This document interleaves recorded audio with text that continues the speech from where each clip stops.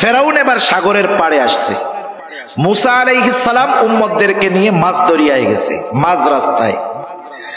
ফেরাউন আইসা দেখে যে রাস্তা তো রেডি। ফেরাউন কি আল্লাহ তাআলাকে চিনতো কি চিনতো না বলেন তো? ভালো মতো চিনতো।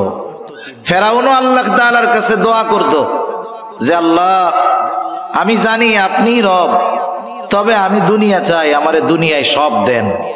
বুঝেন নাই?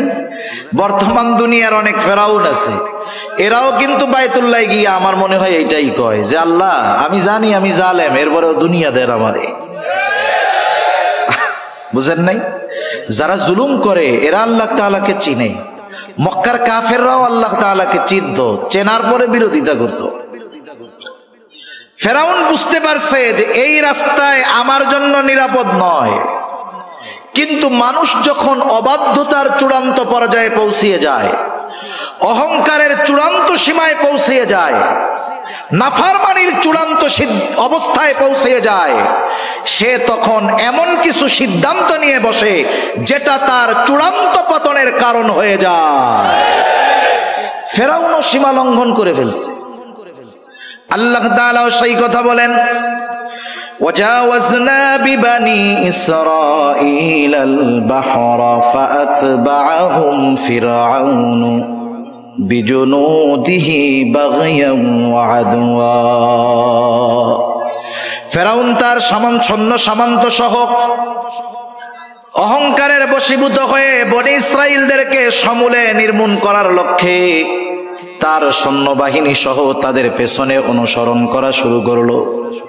মুসা আলাইহিস সালাম তার উম্মতদেরকে নিয়ে অপর প্রান্তে চলে গেছেন, আর ফেরাউন তার বাহিনী নিয়ে মাঝ রাস্তায় গিয়েছে।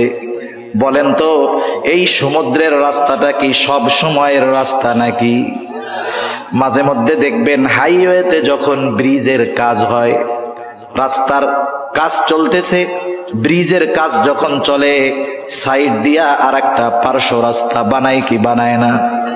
বলেন তো, যখন মূল রাস্তা ব্রিজ হয়ে গেল, পাকা হয়ে গেল, পার্শ্ব রাস্তার প্রয়োজন আছে? কেউ যদি এমপি সাহেবের কাছে গিয়ে বলে, এমপি সাহেব এক কাজ করেন, এই যে পার্শ্ব রাস্তা এটা তো এখন ব্যবহার হয় না, নষ্ট হয়ে যাচ্ছে, 5 লাখ বাজেট করেন, ওইটা আমরা ঠিক করি। এমপি সাহেব কি বলবে? এমপি সাহেব বলবে যে শোনো, ওইটা ঠিক করার তো দরকারই নাই, বরং ওই জায়গার যে মাটি আছে ওইটা কাইটা তুমি নিয়ে যাও, এতে আরো ঝামেলা যাবে। ঠিক কিনা বলেন? ছিল ব্যবহার শেষ, প্রয়োজন শেষ, ও রাস্তার আর কোনো দরকার নাই। আল্লাহ তাআলা রাস্তা বানিয়েছেন বনী ইসরাইলের জন্য, তাদের ব্যবহার যখন শেষ, রাস্তার প্রয়োজনও শেষ। ফেরাউন মাঝ রাস্তায় সৈন্য সামন্ত নিয়ে পৌঁছায়ছে। আল্লাহ তাআলা আদেশ দিলেন, পানি তুমি আগের অবস্থায় ফিরে যাও, কারণ আল্লাহ তাআলা হলেন এমন এক মহাপরাক্রমশালী সত্তা, তিনি যখন যা চান, যা ইচ্ছা করেন, শুধু বলেন হও, তৎক্ষণাৎ সেটা হয়ে যায়। আল্লাহ তাআলা বলেন, ইন্নামা আমরুহু ইযা আরাদা শাইআন আন ইয়াকুলা লাহু কুন ফায়াকুন। আল্লাহ তাআলা যা চান শুধু বলেন কুন হও, ফায়াকুন তৎক্ষণাৎ হয়ে যায়।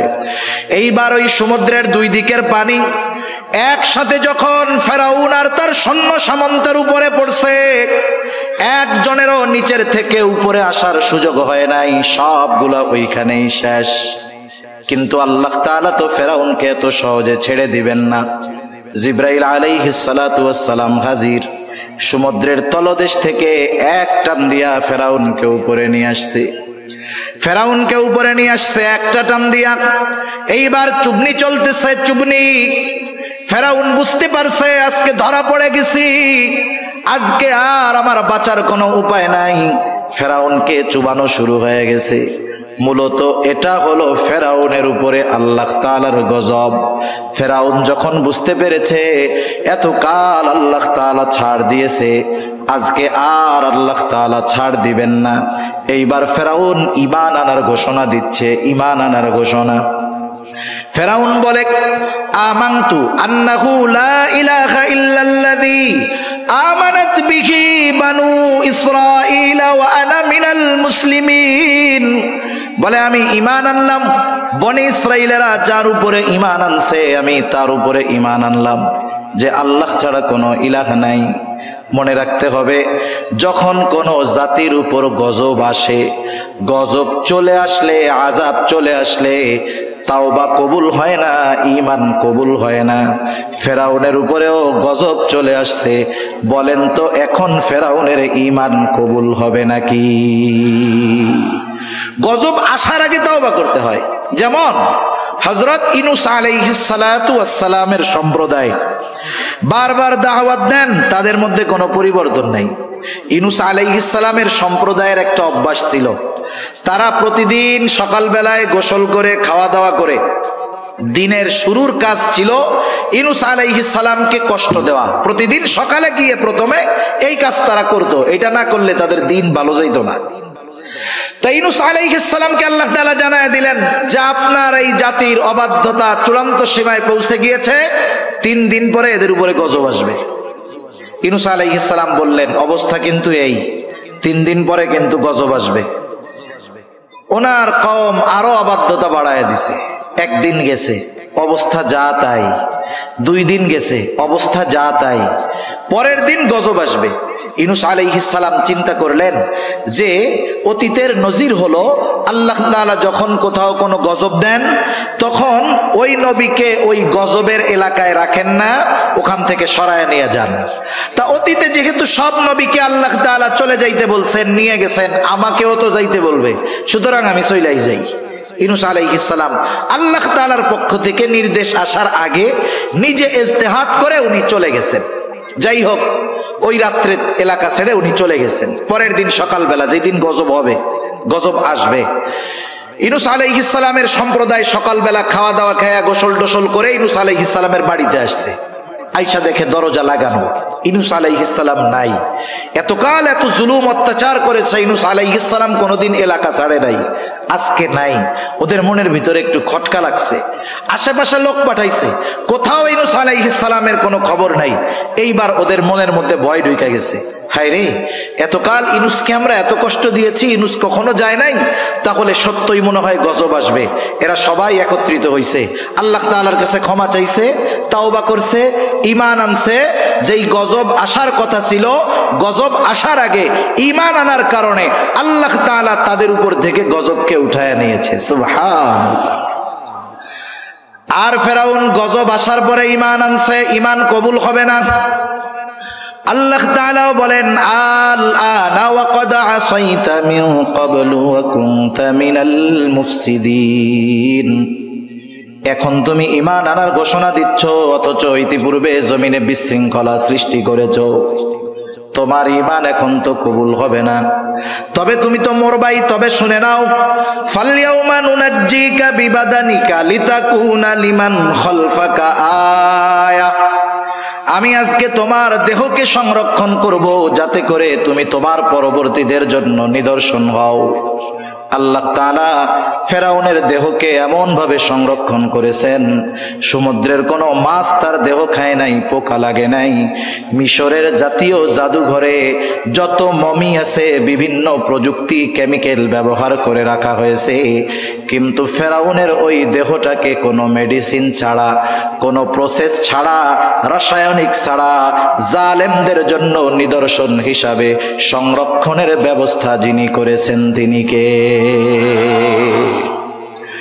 আল্লাহ তাআলা ফেরাউনের দেহকে সংরক্ষণ করছে, সাধারণ পাবলিকের জন্য নয়, বিশেষ করে তাদের জন্য যারা শাসকের আসনে বসে জনগণের খাদেম হওয়ার পরিবর্তে জনগণের উপরে জুলুম করে, তাদের জন্য।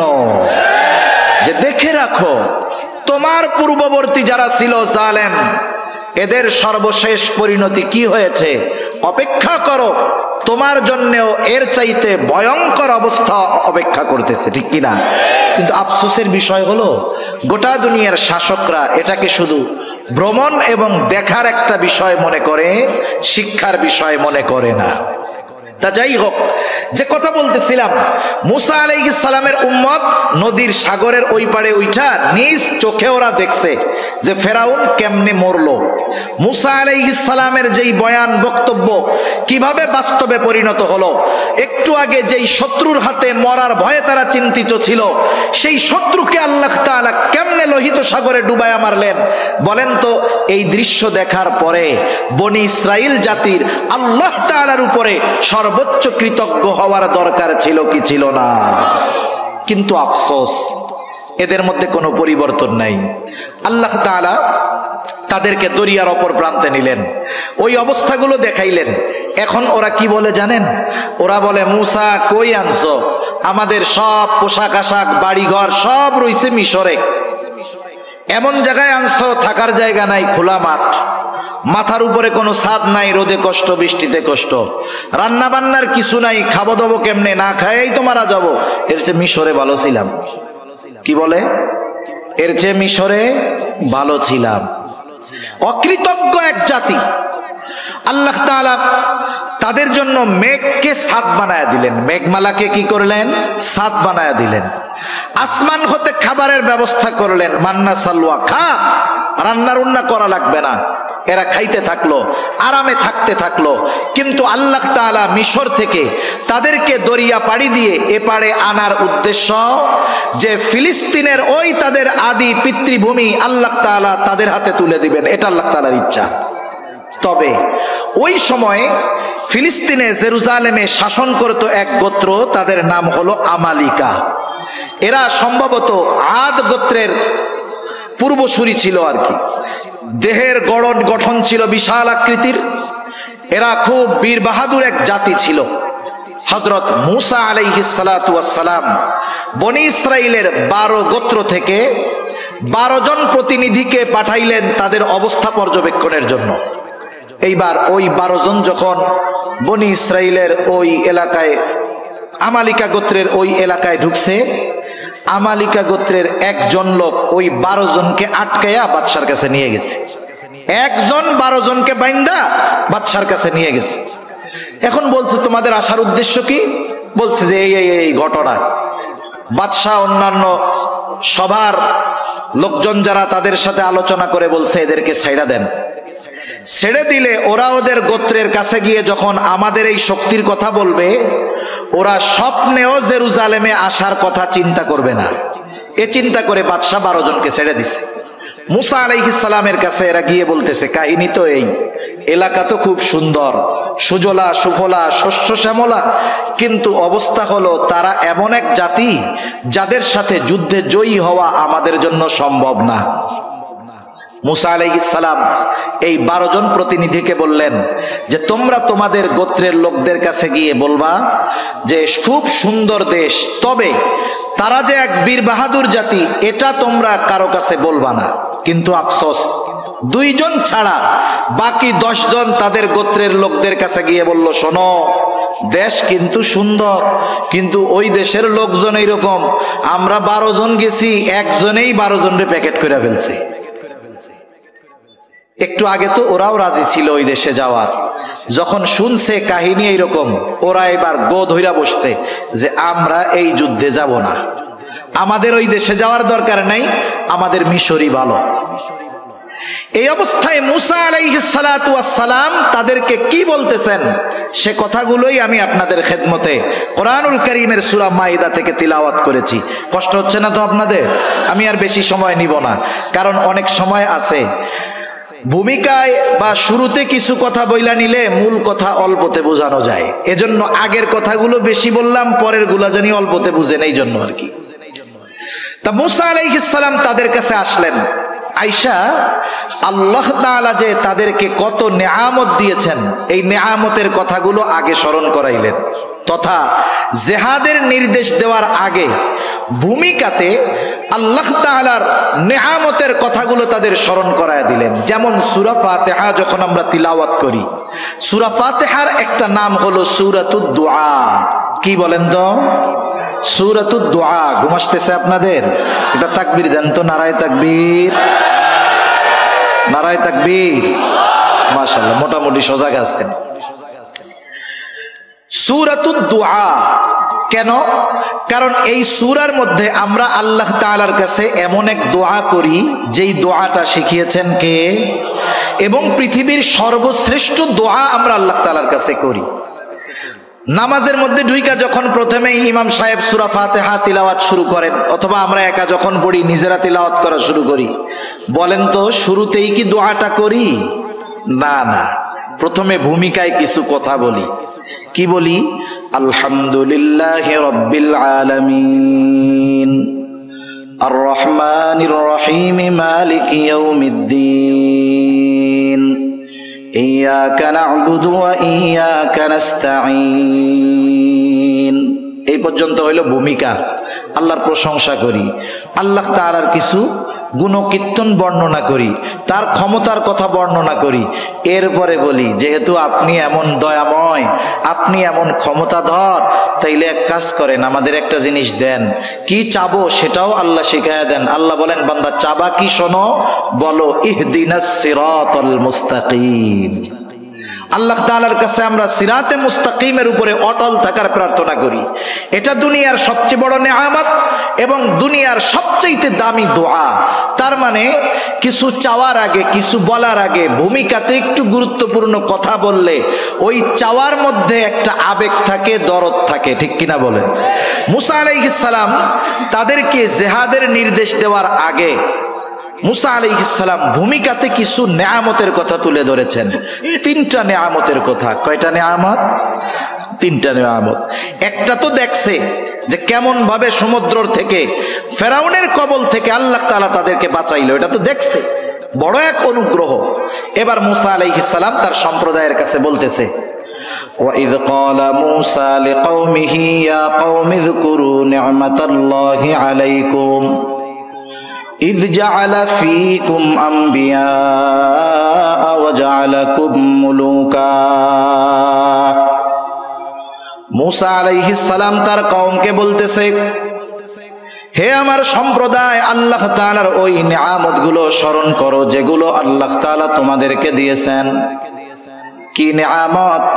1 নম্বর নিয়ামত, ইয জাআলা ফীকুম আম্বিয়া, তোমাদের মধ্য থেকে আল্লাহ তাআলা অনেক পয়গম্বর প্রেরণ করেছে। হযরত ইসমাঈল আলাইহিস সালাতু ওয়াস সালাম যখন মক্কায় বসতি স্থাপন করলেন, বনি ইসমাঈল থেকে আর কোন নবী নাই, একবারে শেষ নবী মুহাম্মদুর রাসূলুল্লাহ।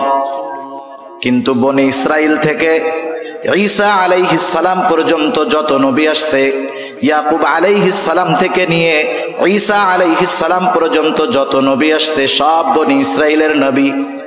নবীজি এক হাদিসের মধ্যে বলেন, বনি ইসরাইল কখনো নবী শূন্য থাকে নাই। যেখানেই তাদের বসবাস ছিল, স্থান ছিল, আল্লাহ তাআলা এক নবীর মৃত্যু হলে আর এক নবী পাঠায়া ওই শূন্য স্থান পূরণ করেছে। আমাদের সমাজের মধ্যে, গোত্রের মধ্যে, বংশের মধ্যে কারো বংশে যদি 10টা বিসিএস ক্যাডার থাকে, বলেন তো ওই গ্রামের মধ্যে ওই বংশের পাওয়ার কম না বেশি? নিজে যা হয় হোক, মানুষের কাছে বলে বেড়ায় আমি ওই বংশের লোক, আমার বংশে 10টা বিসিএস ক্যাডার আছে। 10টা বিসিএস ক্যাডার যদি থাকে, এটা নিয়ে যদি গর্ব করতে পারে, এটাকে যদি নিয়ামত মনে করতে পারে, যেই গোত্র, যেই বংশের মধ্যে ধারাবাহিকভাবে নবী এসেছে, বলেন তো এটা আল্লাহ তাআলার পক্ষ থেকে অন্যতম এক দামি এক নিয়ামত নয় কি? এজন্য মুসা আলাইহিস সালাম বললেন, শোনো, তোমাদের মধ্য থেকে আল্লাহ তাআলা অনেক নবী প্রেরণ করেছেন। শুধু তাই না, ওয়াজআলাকুম মুলুকা, আল্লাহ তাআলা তোমাদেরকে বাদশাহী দান করেছেন, রাজত্ব দান করেছেন। কথা হইল সবাই তো আর রাজা হইতে পারে না। কিন্তু বায়ানুল কোরআনের মধ্যে আসছে, আশরাফ আলী থানবী রহমাতুল্লাহি আলাইহি লিখেছেন, এক বুজুর্গের হাওলা দিয়ে যখন কোন গোত্র বা বংশ থেকে কোন বাদশাহ হয়, তখন ওই বাদশাহীর সাথে গোটা বংশটাকেই সম্পৃক্ত করা হয়। যেমন ওসমানীরা শাসন করছে, বলে ওসমানী শাসন আমল, আব্বাসী শাসন আমল, উমাইয়া শাসন আমল। যদিও উমাইয়াদের মধ্যে বাদশাহ হয়েছে একজন, তারপরে আর একজন, কিন্তু এই বাদশাহীটাকে সম্পৃক্ত করা হয়েছে গোটা গোত্রের সাথে। মুসা আলাইহিস সালাম বললেন, আল্লাহ তাআলা তোমাদেরকে বাদশাহী দান করছে, বড় বড় বাদশাহ বনি ইসরাইলদের মধ্য থেকে হয়েছে। শুধু তাই না, মুসা আলাইহিস সালামের পরে আল্লাহ তাআলা বাদশাহী দিয়েছেন সুলাইমান আলাইহিস সালামকে, বনি ইসরাইলের নবী। এমন বাদশাহী দিয়েছেন, গোটা দুনিয়ার বাদশাহী আল্লাহ তাআলা দান করেছেন। আল্লাহ তাআলার কাছে সুলাইমান আলাইহিস সালাম দোয়া করেছে, রব্বি হাবলি মুলকাল লা ইয়ামবাগি লিআহাদিম মিন বাদি। আয় আল্লাহ, আমাকে আপনি এমন এক রাজত্ব দান করেন যেই রাজত্ব আমার পরে আপনি আর কাউকে দিবেন না। তাহলে আল্লাহ তাআলা পরলৌকিক বড় নেয়ামত বনি ইসরাইলদের দান করেছেন, বাদশাহী দিয়ে দুনিয়ার নেয়ামত দান করেছে। এরপরে মুসা আলাইহিস সালাম বলতেছে, ওয়া আতাকুম মা লাম ইউতি আহাদাম মিনাল আলামিন। মুসা আলাইহিস সালাম যখন তার কওমকে এই কথা বলতেছে যে তোমাদেরকে এমন কিছু দেওয়া হয়েছে যা বিশ্ববাসীকে আর দেওয়া হয় নাই, ওই পর্যন্ত মুসা আলাইহিস সালাম যখন বলতেছেন, ওই সময় পর্যন্ত বনি ইসরাইলকে আল্লাহ তাআলা এত নেয়ামত দিয়েছেন যে ওই রকম নেয়ামত দুনিয়ায় আর কাউকে দেওয়া হয় নাই। অবাক হয়ে যাবেন, পবিত্র কোরআনুল কারীমের সর্ববৃহৎ সূরা সূরা বাকারা, এই সূরা বাকারার মধ্যে আল্লাহ তাআলা বনি ইসরাইলদেরকে প্রদত্ত নেয়ামতগুলোর কথা ধারাবাহিকভাবে বর্ণনা করেছেন। ধারাবাহিক প্রায় 40টার উপরে নেয়ামতের কথা আল্লাহ তাআলা সূরা বাকারার মধ্যে বর্ণনা করেছে। মুসা আলাইহিস সালাম যখন এই নেয়ামতগুলোর কথা তাদের বললেন, আদেশ করার আগে ভূমিকা স্বরূপ যে দেখো আল্লাহ কেমনে বাঁচাইলো তোমাদের, তোমাদের বংশ থেকে এত নবী, এইরকম এইরকম বাদশাহ, এত নেয়ামত আল্লাহ তোমাদেরকে দিয়েছেন, ওই আল্লাহ তোমাদের উপরে জিহাদ ফরজ করছে। উদ্দেশ্য হলো জিহাদ করবা, আর ওই জেরুজালেমের পবিত্র ভূমির অধীন তোমাদের অধিকারে আল্লাহ তাআলা দিয়ে দিবে। শুধু যুদ্ধ করবা, শোনো, যুদ্ধে যে জয়ী হবা এটাও জানায় দিছেন কে? চূড়ান্ত হয়ে গেছে।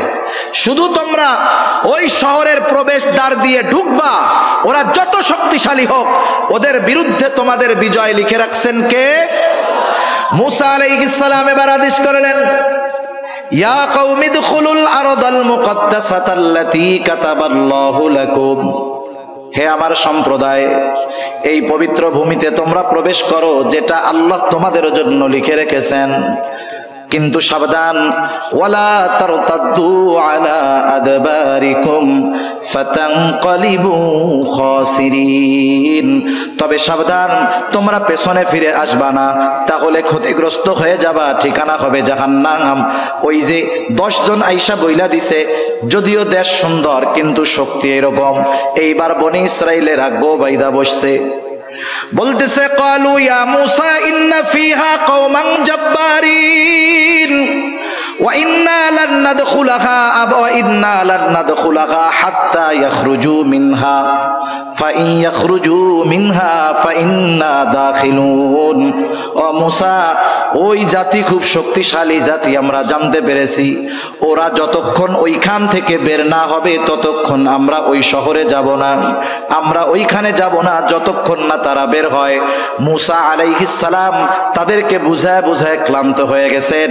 এইবার 2 জন আল্লাহর বান্দা, ওই 12 জনের মধ্যে 2 জন, একজনের নাম হলো ইউশা ইবনে নুন, আর একজনের নাম হলো কালিব। এই 2 জন আল্লাহর বান্দা এবার তারা বনি ইসরাইলদেরকে বোঝানো শুরু করছে। নবী বুঝাইয়া ক্লান্ত হয়ে গেছে, এইবার অন্য 2 নেক বান্দা বুঝাইতেছে। قال رجلان من الذين يخافون أنعم الله عليهم ادخلوا عليهم الباب فإذا دخلتموه فإنكم غالبون। 2 আল্লাহর বান্দা যাদের উপরে আল্লাহ তাআলার অনুগ্রহ ছিল, এই 2 আল্লাহর বান্দা তাদেরকে বলতেছে, তোমরা ওই শহরের প্রবেশদ্বার দিয়ে প্রবেশ করো, তোমরা শুধু দরজা দিয়ে প্রবেশ করবা আর তোমরা জয়ী হয়ে যাবা, তোমাদের কোনো চিন্তা নাই, ভয় নাই, শুধু ওঠো আর দরজা দিয়ে ঢোকো। আল্লাহর উপরে ভরসা রাখো। তোমরা যদি মুমিন হও, আল্লাহ তাআলার উপরে ভরসা রাখা তোমরা রওনা হও। তোমরা শুধু জিহাদের জন্য শহরের দরজা দিয়ে ঢুকবা আর তোমাদেরকে আল্লাহ তাআলা বিজয় দান করবে। এরপরেও তাদের মন নরম হয় নাই। এইবার বনি ইসরাইলেরা আরো কঠোর ভাষায় বিরোধিতা করলো। মূসা আলাইহিস সালামকে এবার তারা বলতেছে, ক্বালু ইয়া মূসা ইন্না লান নাদখুলাহা আবাদাম মা দামু ফিহা ফাযহাব আনতা ওয়া রাব্বুকা ফাকাতিলা ইন্না হাহুনা কাঈদুন। বলতেছে মূসা, ইন্না লান নাদখুলাহা আবাদাম মা দামু ফিহা, ওই জাতি যতক্ষণ ওইখানে আছে আমরা কখনোই ওখানে প্রবেশ করব না, তাদের সাথে যুদ্ধ করব না, ওখানেও আমরা প্রবেশ করব না। মূসা, যুদ্ধ যদি করতে হয় ফাযহাব আনতা ওয়া রাব্বুক, তুমি আর তোমার রব গিয়ে তাদের সাথে যুদ্ধ করো। ইন্না হাহুনা কাঈদুন, আমরা এইখানে বসলাম, আমরা যুদ্ধ করতে পারবো না। কত বড় অবাধ্য জাতি! মান্না সালওয়া খাইয়া গায়ে শক্তি হইছে। যেই আল্লাহ খাওয়াইতেছে ওই আল্লাহ তাআলা আদেশ করছে শুধু ঢুকো, তোমরা জয় হয়ে যাবা। কিন্তু এই অকৃতজ্ঞ, সীমা লঙ্ঘনকারী, অবাধ্য জাতি আল্লাহর আইন তো অমান্য করলো, সাথে সাথে আল্লাহ তাআলার বিধানকে অমান্য করে বলতেছে তুমি আর তোমার রব গিয়ে যুদ্ধ করো, আমরা পারবো না, আমরা এখানে বসে দেখলাম। নাউজুবিল্লাহ বলে। মুফাসসিরিনে কেরাম এই আয়াতের তাফসীর আনেন, যা মূসা আলাইহিস সালামের উম্মত আর মুহাম্মাদুর রাসূলুল্লাহ সাল্লাল্লাহু আলাইহি ওয়াসাল্লামের উম্মত এত বুঝাইয়া, এত নিয়ামত খাওয়াইয়া, এত তেল মাইরা, জয়ের ঘোষণা দিয়া এরপরেও তাদের যুদ্ধে নেওয়া যায় নাই। কিন্তু মুহাম্মদ সাল্লাল্লাহু আলাইহি ওয়াসাল্লামের উম্মত কি করছে? বদরের যুদ্ধ হবে। ঘটনা বলবো না, আমি শুধু একটু প্রেক্ষাপট বলতেছি। বদরের যুদ্ধ ইতিহাস যদি ঘাটা হয়, যুদ্ধ হওয়ার কথা ছিল না, কিন্তু আবু জেহেল দেখছে 1000 সশস্ত্র কাফের নিয়ে আসছি সৈন্য, এই চান্সে ইসলাম এবং মুসলমানদের চিরনির্মূল করে দিয়ে যায়। নবীজিও এরকম বড় যুদ্ধের প্রস্তুতি নিয়ে মদিনা থেকে বের হন নাই। কিন্তু অবস্থা এমন, যুদ্ধ না করে উপায় নাই। এবার আনসার আর মুহাজির সাহাবীদের সাথে নবীজি পরামর্শ করবেন। মুহাজিররা তো অল্প কয়েকজন, বললেন এরা তো যুদ্ধ করবে, তোমরা কি বলো? মুহাজিরেরা বলে, ইয়া রাসূলুল্লাহ, আমরা তো আপনার সাথে, আপনি যা বলবেন তাই। নবীজি চিন্তিত ছিলেন, আনসাররা বেশি, না জানি এরা বলে বসে যে আমরা যুদ্ধ টুদ্ধ করতে পারবো না। নবীজি যখন আনসারদের কাছে পরামর্শ চাইলেন, আনসারদের মধ্য থেকে সাদ বিন মুআজ রাদিয়াল্লাহু তাআলা আনহু বলতেছে, ইয়া রাসূলুল্লাহ, আপনি আমাদের পরামর্শ চান, আপনি শুনে নেন। আপনি যদি আমাদের সবাইকে সমুদ্রের তীরে দাঁড় করায়া দেন আর যদি নির্দেশ দেন যে তোমরা সবাই এই সমুদ্রের বুকে ঝাঁপায়া পড়ো, ইয়া রাসূলুল্লাহ, আপনি দেখবেন আপনার আদেশ এই দেওয়ার পরে একটা মানুষকেও আপনি সমুদ্রের তীরে দাঁড়ানো অবস্থায় দেখতে পাবেন না। আপনি শুধু নির্দেশ দিবেন। তিনি বলতেছেন আপনি শুধু দেখবেন, যুদ্ধের ময়দানে আমরা যা করব তা আপনার হৃদয়ে প্রশান্তি আনবে। আরেকজন সাহাবী বলতেছে, ইয়া রাসূলুল্লাহ, আমরা আপনার সাথে যুদ্ধে চলে যাব। মুসা আলাইহিস সালামের উম্মতের মতো ওই কথা বলবো না, আপনি আর আপনার রব গিয়ে জিহাদ করেন এটা বলবো না, বরং আমরা আপনার সামনে পেছনে ডানে বামে চতুর্দিকে অবস্থান করে শত্রুর বিরুদ্ধে লড়াই চালিয়ে যাব। এটা ছিল মুহাম্মদ সাল্লাল্লাহু আলাইহি ওয়াসাল্লামের উম্মত। যেই উম্মতের প্রশংসা স্বয়ং কে করেছেন বলেন তো? আল্লাহ করেছেন। আল্লাহ তাআলা তাদের উপরে রাজি খুশি, এ ঘোষণা আল্লাহ তাআলা কোরআনে দিয়েছেন। এজন্য সূরা কাউসারের তাফসীরের মধ্যে আসছে আল্লাহ তাআলা বলেন, হাবিব আপনাকে আমি কাউসার দান করেছি। কাউসারের ব্যাখ্যা, এটা হাউজে কাউসার, কোন মুফাসসির বলেন কাউসার দ্বারা এটাও উদ্দেশ্য যে আল্লাহ তাআলা মুহাম্মাদুর রাসূলুল্লাহ সাল্লাল্লাহু আলাইহি ওয়াসাল্লামকে এমন একদল সাথী দান করেছিলেন যে এটা নবীজির জন্য বড় এক নেয়ামত ছিল। এই সাহাবীদেরকে আল্লাহ তাআলা কাউসার হিসাবে অভিহিত করেছেন। সুবহানাল্লাহ।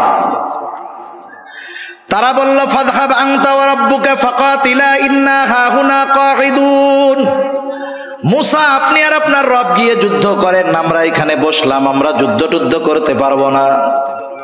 বলেন তো একজন নবী এরপরে আর কিছু করার আছে নাকি?